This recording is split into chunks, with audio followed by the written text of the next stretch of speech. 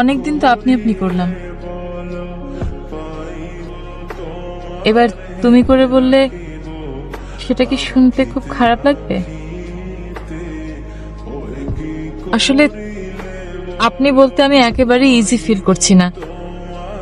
এতদিন জোর করে ভদ্রতা করে এসেছে, কিন্তু আমি আর পারবো না। আমি এখন থেকে আপনাকে তুমি করে বলবো।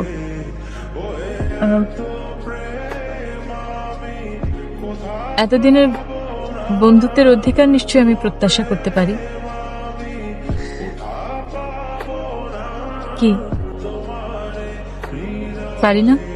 বন্ধুত্বের ক্ষেত্রে আপনি শব্দটা বেশ শান্ত, ভদ্র, নিরাপদ, কিন্তু তুমি শব্দটা কিন্তু উগ্র, বেয়াড়া, ডিমান্ডিং।